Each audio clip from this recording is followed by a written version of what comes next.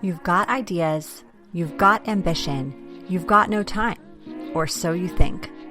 I'm Marissa Lonick, and I help busy moms with big dreams and no time. Join me each week as I dive into time management strategies, goal setting and achieving framework, and inspiring guests who are juggling mom life, work life, fill in the blank life. Dreams don't work unless you do, and just because you're a mom doesn't mean you can't still make it happen, whatever it means to you. Welcome to the Mama Work It podcast.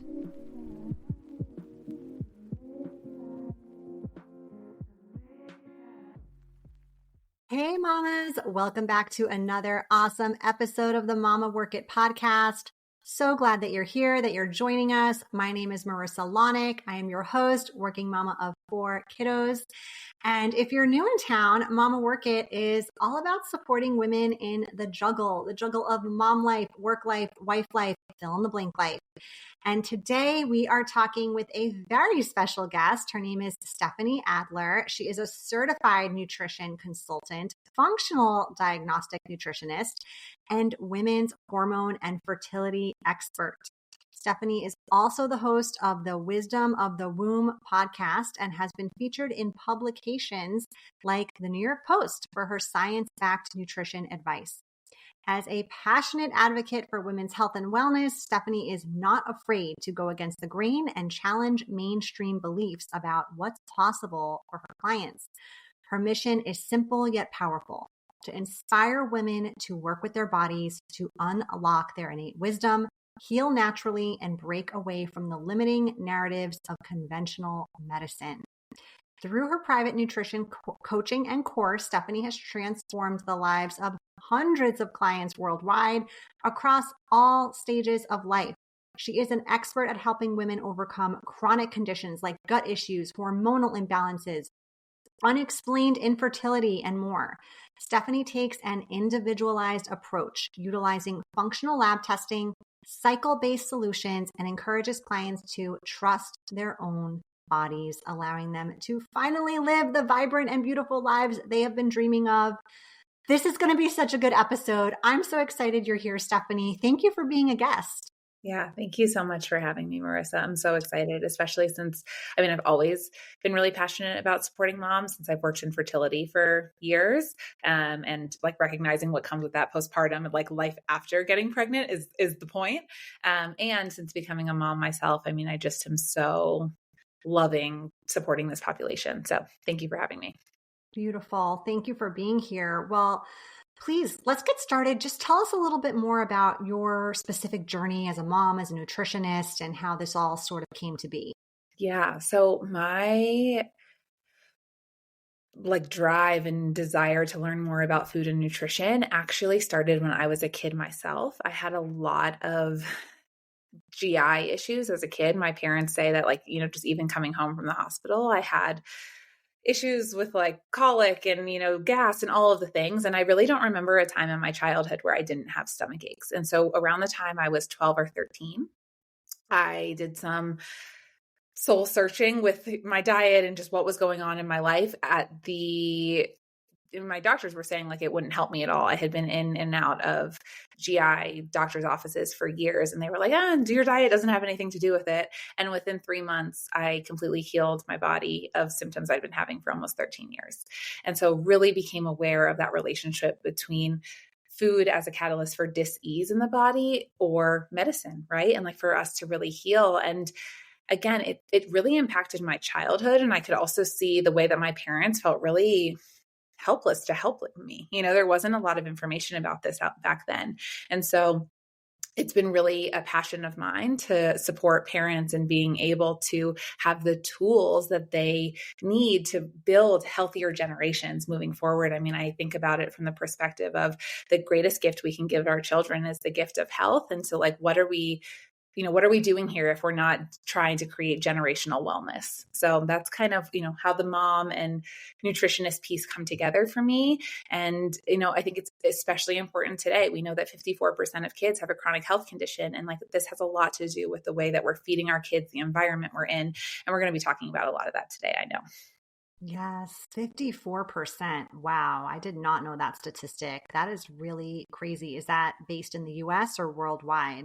Yeah, it's based in the US right now. The world is catching up, though. I mean, it used to be a particularly Western issue. And so when I say US, like US, Canada, some countries in Europe, but it is really catching up across the globe.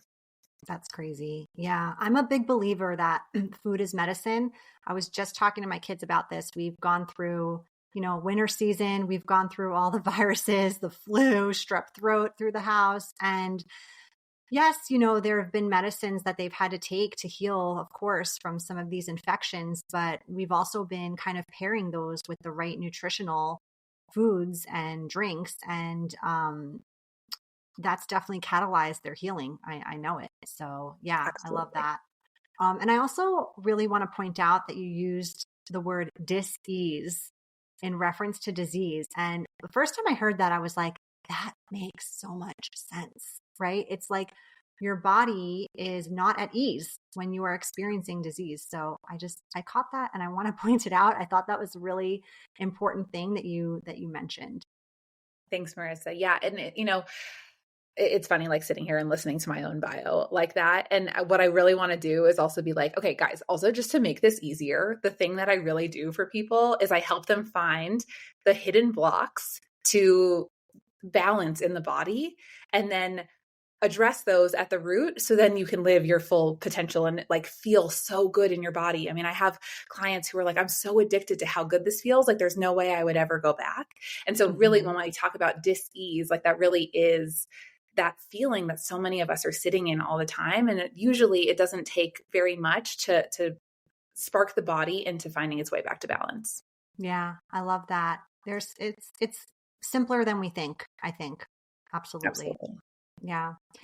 And when you're feeling your best, there's really nothing you can't do, is my mantra there. Like when you feel good, you do good. You're more productive, you have more energy, you're more motivated. Like you can move mountains. So, Yeah. all right. So, Stephanie, what are sort of the top things you recommend starting with if you're on the newer side to like wellness, nutrition, and as our audience is a busy mom trying to juggle all the things? Yeah. I need everyone to hear me out because I feel like what I'm about to say for a lot of people is like, you don't get being a busy mom and then like hang up, but I promise I do. I get it. You have to take control over your own food. And, when we outsource our nutrition through takeout, through packaged, food, we are not only losing control over quality of ingredients, but in the context of today's world, we're also exposing ourselves to so many unknowing chemicals, toxins, and materials. Just even like takeout containers, for example, are one of the highest sources of phthalates, which when we eat when we are pregnant can make our children infertile in the future. We now have studies that show like it's really just understanding like it's not just, oh, like let's pick up food and, it's okay. Like there are so many components here. And so I really think the number one thing we can all do is take ownership over making our own meals. And I am happy to share some of my favorite easy, quick meals. Feel free to just send me a message on Instagram. I usually have I make custom meal plans for clients. I'll send you my favorite slow cooker meals. I love the slow cooker. If you guys don't have a good non-toxic slow cooker, it is going to change your life. Even just this morning, I spent 5 minutes before sitting here to come to work, putting some stuff in the slow cooker.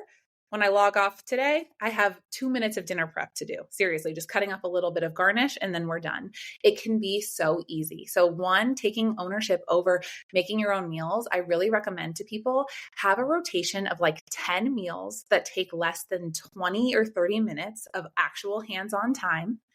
You keep them in a file on your computer or you print them out and you make a little, cookbook for yourself and you rotate between those 10 meals until you feel ready to start adding on more. But it will completely change the course of your health, the course of your life, how you feel. It is the number one thing that you can absolutely do. That is And then the such a good second thing tip. I would say is just start paying attention to ingredients in general. So quality of ingredients. Are the foods that you're purchasing organic? Are the foods that you're purchasing like, if you're buying packaged food, do they have ingredients that you could source for your own kitchen? If they have ingredients that you wouldn't even know how to use or know how to buy, then you probably shouldn't be eating them. And paying attention to just like what is in food. I mean, so often, when we're buying, prepackaged food, it's really not real food.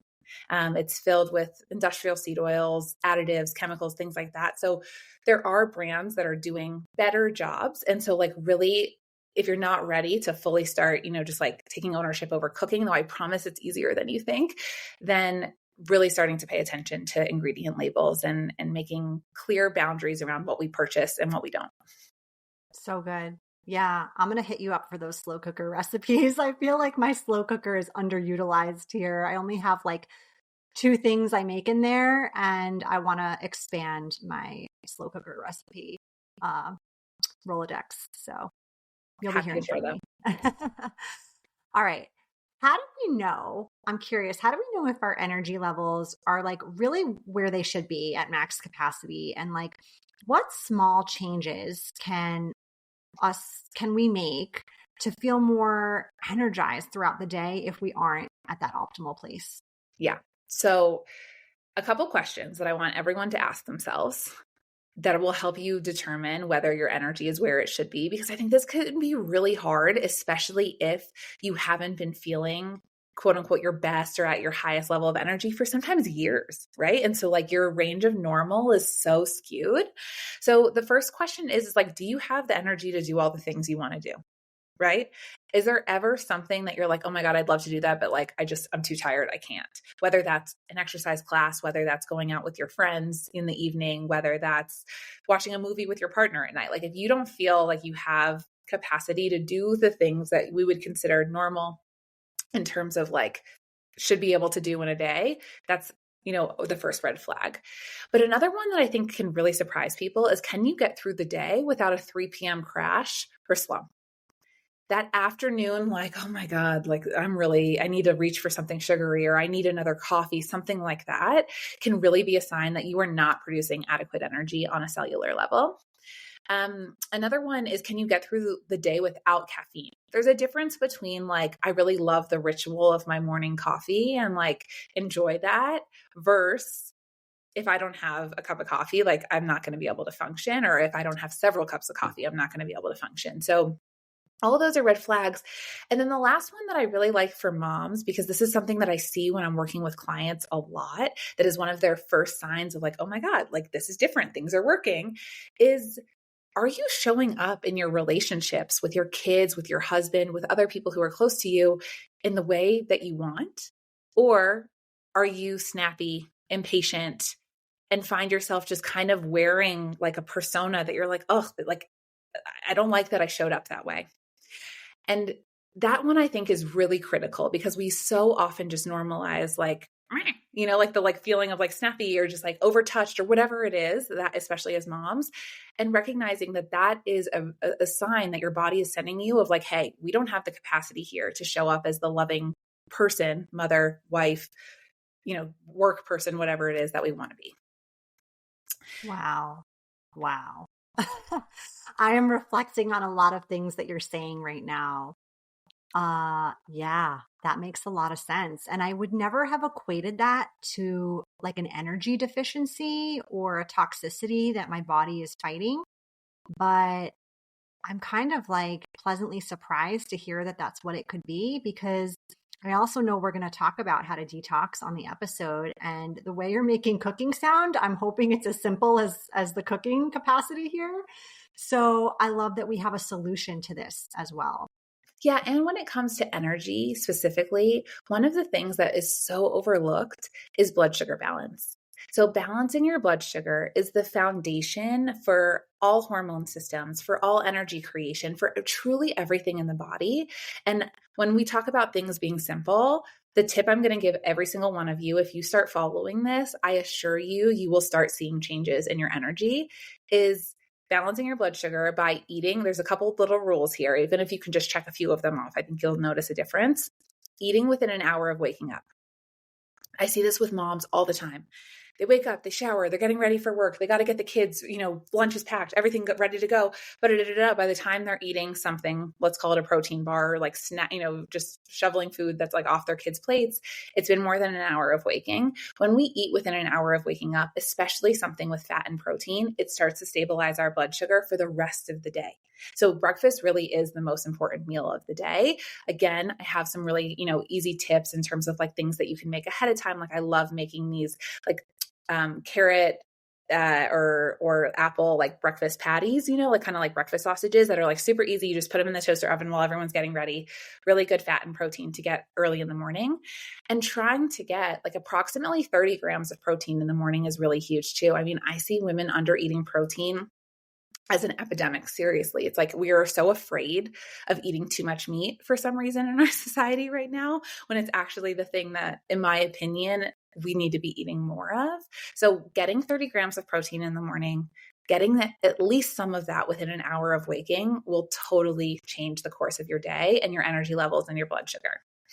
Wow. Yeah. I think I fall into that epidemic of being an under protein eater. I definitely can see that. I don't think I'm fearful of it. I think it's just what I gravitate toward isn't always protein. So I should really be more mindful of that. That's really good advice. I would track it. And like a good rule of thumb, and again, sometimes it varies person to person, but is approximately however much you weigh in terms of pounds is how many grams of protein you should be aiming for in a day. So let's say, I weigh 130 pounds. I want to be getting approximately 130 grams of protein a day. Not all of that needs to be coming from animal-based sources, but a lot of it should be the protein is the building blocks of all of our cells. So for our cells to function optimally, we need it. And sometimes if you're like finding that you're like a little bit averse to it, or you just don't gravitate towards it as much, sometimes that can be a sign that either because of underuse or other stressors in your life, that the enzyme production that happens in the body to help you break down those proteins is underperforming. And so it's taking, there are certain things you can do to help your body like break down that protein better, but protein is definitely harder to break down than carbohydrate. And so if we're like a little bit deficient in some of that enzyme activity, our body will naturally turn, away from it. But the more we start using it, it's kind of like you use it, you don't use it, you lose it, but the more we start using it, the body is like, oh, okay, I like this, and starts to gravitate towards it more. Totally. Makes sense. Yeah. There was a season I was tracking my protein. It was when my first pregnancy, I was pregnant with twins. I was really nervous and wanted to do like all the things right because I was a high risk pregnancy. And it's interesting you say that. I've never really known how much protein like a regular person should be eating during that season. I had read in some book that I should aim for 100 grams a day. That seems low based on what you're saying. But it was even a little bit of a challenge to hit 100 grams a day sometimes. So I would imagine if you're feeling this way listening, like when I heard that stat, I was like, okay, that might be a little tough, but even if you tried a little harder, it's better than what you're doing. Totally. And I think, it can be hard when we're really getting in like the nitty gritty of the tracking, but a lot of times, like depending on how like you shift the way that you think about food, it actually can be done relatively easily. And so one thing that I actually is often a surprise to people, because I do want us getting that much protein, is I actually am not a fan of protein powders. And lean proteins in general, I think a mistake a lot of people make. And so I'm just sharing this so that if you decide you're like, okay, I'm going to start tracking my protein, that you don't make this mistake, is they lean towards the lean proteins because they're higher in protein. And so they're like, oh, I'm going to be getting more. But what happens if we're eating really lean protein or using protein powders, which are naturally really lean, is we strip our bodies of vitamin A and K, which are fat soluble nutrients and really important for everything in the body, but especially hormone production and fertility. And so even if you're done having kids, it's really important to have, good fertility. It's just a biomarker of health in our bodies and hormone production. And so, I would say like before you even just like start tracking your protein and just aiming for those high numbers, just see if like eating more animal-based foods throughout the day, like for a snack, for example, instead of just like having an apple and peanut butter, like what if you had some like cheese and an apple, or what if you had like some leftovers that, like a few meatballs and a little bit of the leftover, whatever you had on the side last night, and just like see if you can think about snacks as mini meals. And I think you'll find that you actually are able to hit that protein goal a lot more easily. Great advice. Totally. All right. So I'm sure you hear this a lot in your industry. I hear it a lot just kind of being in the season I'm in of motherhood and just really leaning into some of these nutritional and holistic ways of living. But the term detoxing, right? It's a term we hear a lot, but I actually feel quite ignorant on this topic. Like I've heard little bits and pieces, and I think a lot of people do too. Like we don't really know how to actually do it. So can you give us some concrete ways to really start the detoxing journey, whether that be for ourselves or our families in general? Yeah. So the good news is that you're already doing it. Like our bodies are always detoxing. What actually oftentimes happens is that our drainage pathways or our detox system, so the ways that we get toxins out of the body due to the lifestyle of the modern go, go, go, and, more like toxic lifestyles that we're in now in this, modern day and age, those detox systems get a little bit sluggish. And so the body will still be trying to do its detox, but then things start getting recycled through. So what I actually really encourage people to do when they're thinking about detoxing is really focus on your detox systems and making sure that those are working well, that your drainage funnel, I'll kind of use them interchangeably because they're the same thing, is really nice and open. And then for the most part, for most people, the body is going to start, working a little bit more optimally and detox itself without you having to get too in the nitty gritty of we have to do this big, deep detox. So a couple things that I look for when making sure that we're having that detox system open, really, and really able to do the work for us. The first one, it actually starts with the colon because that's the bottom of the detox funnel and the main way that things get out is you need to make sure that you're having a bowel movement every 24 hours or less. Because if you're not, that's how most of our toxins are going to be excreted. And so then what ends up happening is they get recycled and then it puts a burden on the liver and we have to do it all over again. So a really quick way, and this is a really fun thing to do with kids too, to figure out, how do I know if I'm having a bowel movement every 24 hours? Because you can still be pooping every day and be constipated. That's something people don't realize, is with breakfast, swallow a tablespoon of sesame seeds in some water. Okay. So you're eating breakfast, knock back some sesame seeds. Again, you can do it. Everyone in the family can do this. And then wait to see your sesame seeds in your poop. It's really high tech here. But you're seeing how long that transit time is. And I think a lot of people are going to be surprised because I have clients who poop every day. But when we do the sesame seeds test, it's 48 hours. And so we're seeing things are moving a little bit slowly. And so then if you have that information, you're okay, things are moving a little bit slowly. That's the first place to start is we got to make sure that we're eliminating really well. So castor oil packs are great, bringing in more fiber, bringing in magnesium, bringing in just some tools to help us keep things moving along can be really valuable. And going back to just the detox piece, by the way, and I have something I can share with you if anyone wants to download it. I have a full ebook on drainage systems and detox. And so if people are feeling oh, I want more information on this, I break down all of the different systems and I'll share that with you. So anyone who wants to download it can do it. But the number one thing is that make sure that you're having a regular bowel movement every day. And another thing that it's really overlooked. And I'm not a practitioner who's just well, drink more water, it fixes everything. But the solution to pollution is dilution. Right. And so we do want to stay really hydrated. That will also help with colon function. That will help with every system in the body, just being able to flush a little bit easier. For adults, if you have access to a sauna, I love saunas because they not only stimulate detox, but it's a way out of the body. We're sweating things off. Hot yoga is great, all of that. But a mistake that a lot of people make is they don't shower right away. If you don't rinse off or towel off at least really well right away, you just reabsorb the toxins back in. Wow. So that's another really great tool. And the last thing that I love is castor oil packs, just, kind of high level. Everyone in the family can use them. I even have a tiny little one for my son and he's 20 months old and it's so cute when he loves putting on his castor oil pack. And castor oil packs are a really great way to stimulate liver function. If you're wearing them over the liver, you can wear them over your abdomen to help those bowel movements go a little bit more regularly. So when it comes to detox, really just focusing on the systems in your body that detox well. Like sometimes it's as simple as starting your day with like a big cup of lemon water and salt. And depending on an individual person, like we might end up, bringing in supplements and herbs and things to support the body further along. But for your average person, like just start with that and see how it feels. Yeah, I love how tangible and actionable these tips are and easy. I mean, I've never heard of castor oil packs, but I'm sure if you Amazon that, you can prime it to your house by tomorrow. Yeah.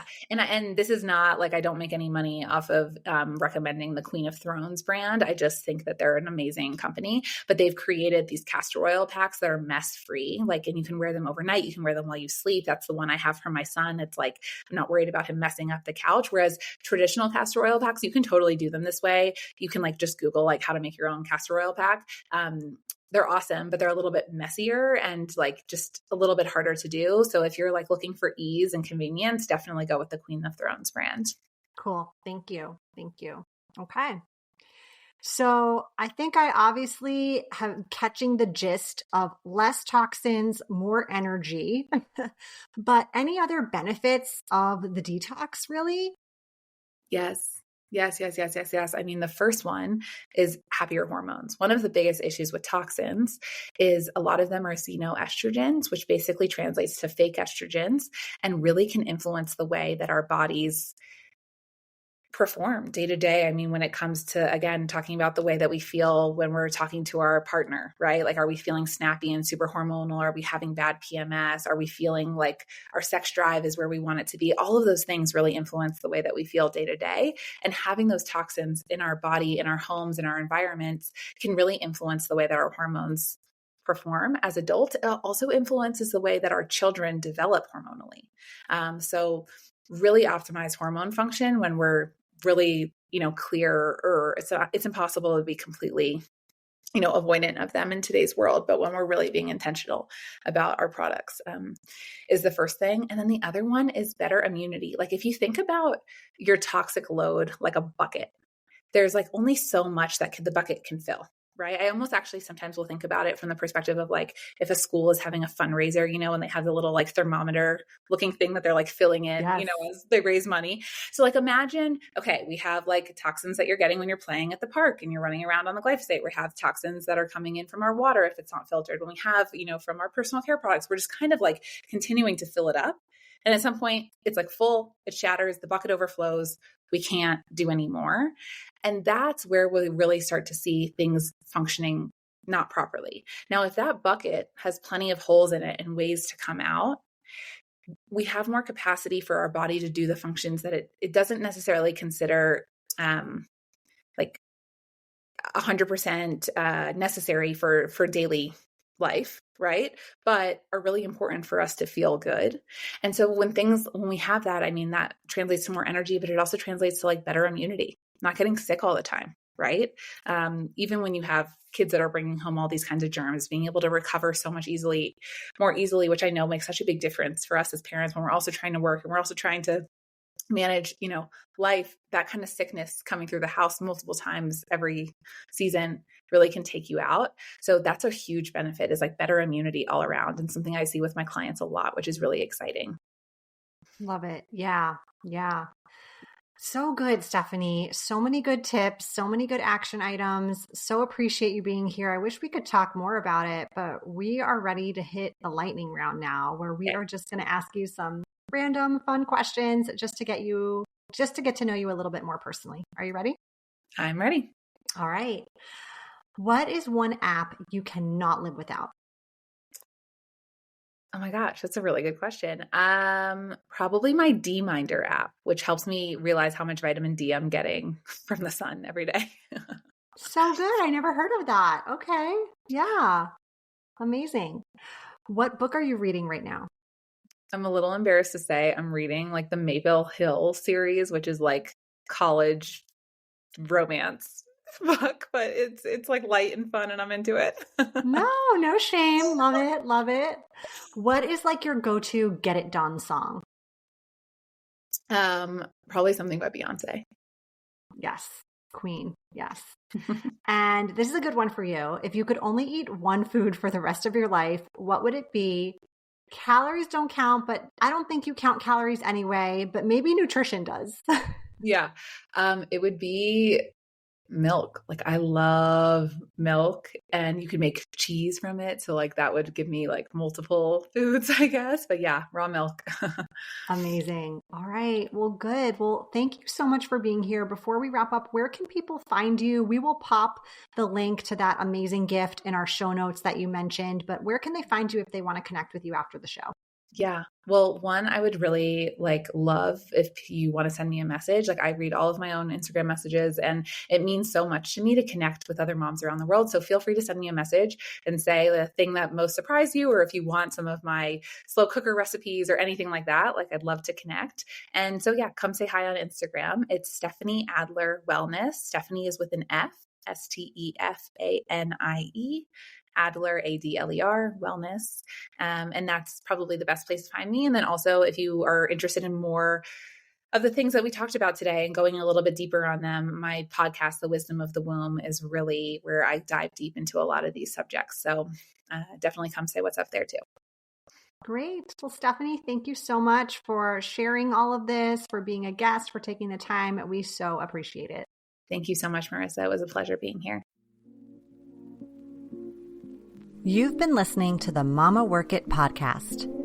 I hope you've enjoyed this episode and would love if you could take a quick minute to leave me a review on whichever platform you're listening from, and maybe even send a note to a fellow mama friend recommending it. Reviews and recs help this podcast grow and reach more like-minded, awesome moms. And if you haven't subscribed yet, don't forget to click that button so we can stay in touch, girl.